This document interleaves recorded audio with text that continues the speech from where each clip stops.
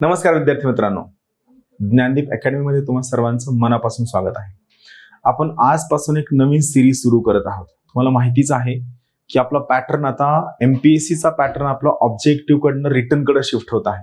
त्यामुळे आम्ही या पर्टिक्युलर सिरीजमध्ये यूपीएससीच्या सगळ्या पीवायक्यूचं प्रिव्हियस इयर्स क्वेश्चनचं डिस्कशन घेणार आहोत आणि यामध्ये तुम्ही कसं उत्तर लिहावं, काय लिहावं, या सगळ्या गोष्टींवरती चर्चा करणार आहोत. आणि यासोबतच सगळ्यात मेन फोकस आमचा असणार आहे तो तुमच्या अभ्यासाला योग्य दिशा देण्याचा. कारण काय होतं की आपण 2 वर्ष, 2.5 वर्ष, 3 वर्ष कंटिन्यू अभ्यास करतो, यश मिळत नाही. प्रिलिम्स मध्ये यश मिळत नाही, मेन्स मध्ये यश मिळत नाही, किंवा खूपदा असं होतं की आपण वरच्यावर मेन्स लिहितोय, मात्र काय लिहावं हे कळत नाही. पुस्तकं वाचून झाले, क्लास लावून झाले, टेस्ट सिरीज देऊन झाल्यात, पेपर चेक करून झाले, टेस्ट सिरीज मध्ये चांगले मार्क्स पडून झालेत, सगळं झालं. मग युपीएससी का ऍक्सेप्ट करत नाही, तर याचं थोडक्यात डिकोडिंग करण्याचा प्रयत्न या particular previous years question mains answer रायटिंगच्या सिरीजमध्ये आम्ही करणार आहोत. आणि मित्रांनो, ही पर्टिक्युलर सिरीज तुम्हा सर्वांसाठी फ्री आहे.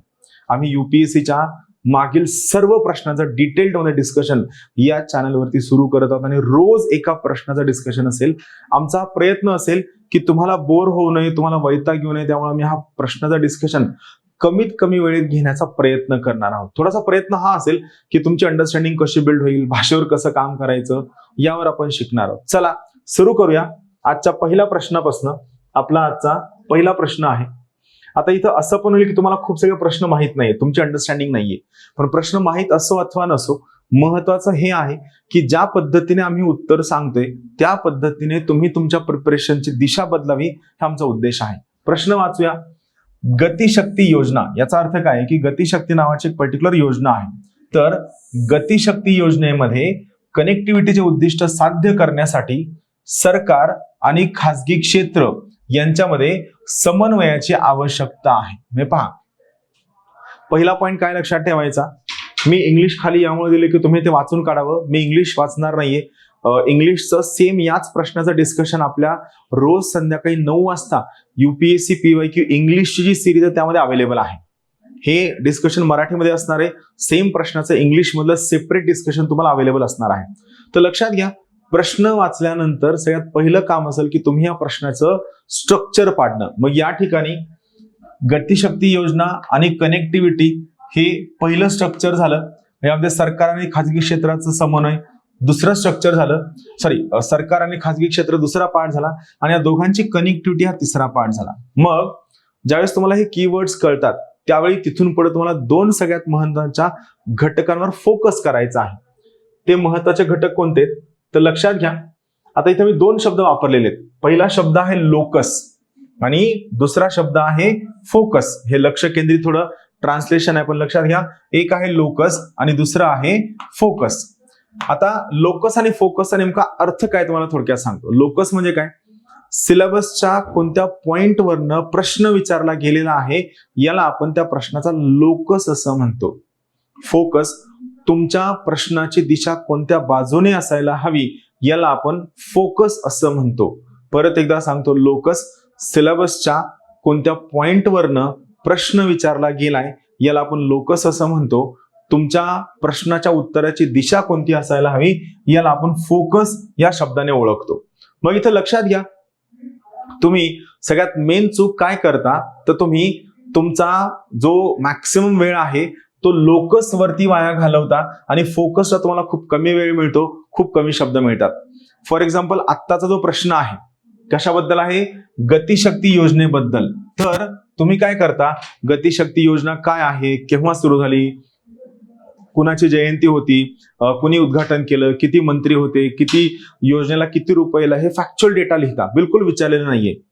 लोकस मध्ये गतिशक्ती योजनेचं महत्व काय आहे हे तुम्हाला लिहायचं आहे आणि फोकस जो तुमचा मेन पार्ट असायला हवा. लक्षात घ्या, लोकस वरती पूर्ण उत्तरामध्ये तुम्हाला फक्त 30 to 35% वेटेज द्यायचं आहे. यापेक्षा जास्त वेटेज देता कामा नये. मात्र बाकीचं 70 to 75% वेटेज मात्र तुम्हाला कशाला द्यायचं आहे, फोकसला द्यायचं आहे. मग लोकस काय आहे, गतिशक्ती योजनेचं महत्व, आणि फोकस काय आहे, ही गतिशक्ती योजना योग्य पद्धतीने अंमलबजावणी करण्यासाठी सरकारी क्षेत्र व खासगी क्षेत्र या दोघांमध्ये समन्वय कोणत्या पद्धतीने करता येईल, हा मेन फोकस आहे. तुमची उत्तरं चुकता कामा नये. आता आपण काय करूया, तुम्ही उत्तरात काय लिहायला हवं याकडे आपण येऊया. लक्ष देऊ नये का, थोडं महत्वाचं आहे. तुम्ही काय उत्तर लिहिता याला काहीही महत्वाचं नाहीये.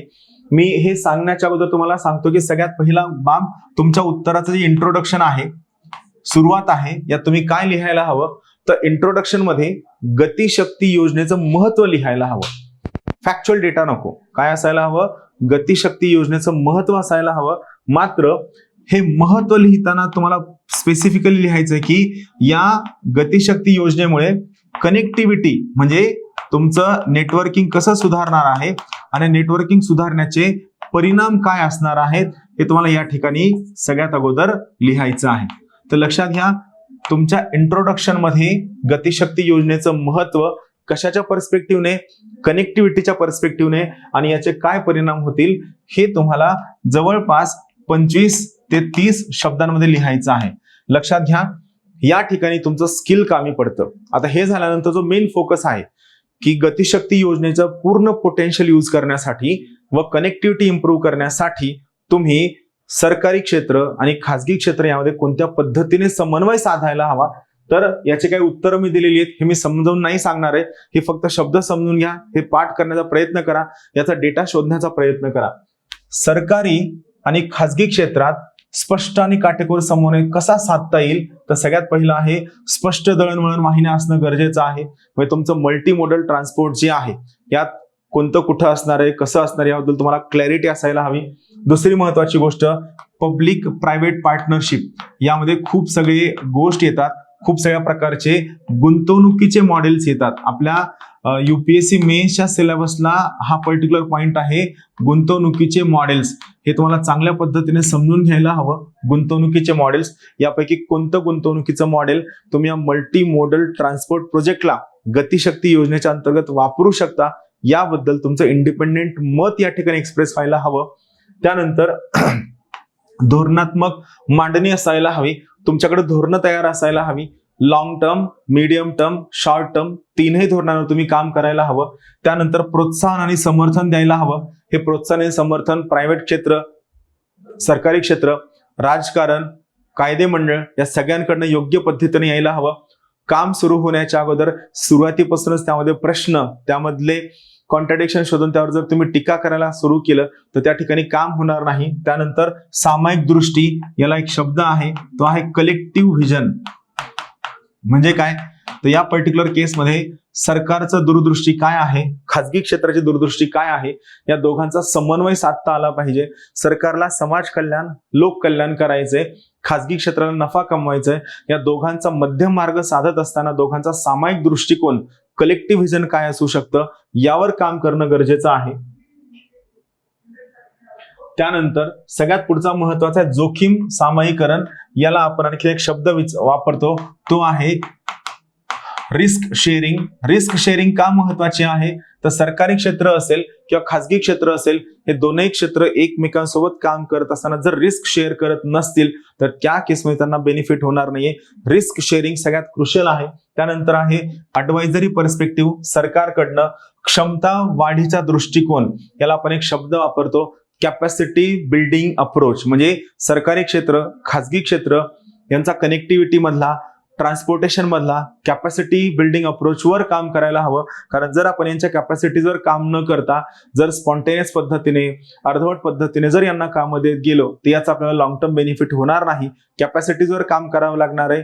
त्यानंतर कामगिरीचे निरीक्षण, म्हणजे कंटिन्यू त्याचं परफॉर्मन्स इव्हॅल्युएशन होत राहायला हवं आणि या परफॉर्मन्स इव्हॅल्युएशन मधनं कंटिन्यू आपल्याला या ठिकाणी फीडबॅक मेकॅनिझम जनरेट करावी लागणार आहे. पारदर्शकता असायला हवी. सरकारच्या बाजूने, खासगी क्षेत्राच्या बाजूने ट्रान्सपरन्सी असायला हवी. कामाबद्दल, फंडिंग बद्दल, कामाच्या दिलेल्या टप्प्यांबाबत, त्याच्या पूर्णतेबाबत, त्याच्या क्वालिटीबाबत सगळ्या बाबतीत सरकारकडनं व खासगी क्षेत्राकडनं पारदर्शकता असायला हवी. ही पारदर्शकता लोकांना माहीत असायला हवी, पब्लिक प्लॅटफॉर्मवर उपलब्ध असायला हवी. निष्कर्ष काय आहे तिथे लक्षात घ्या.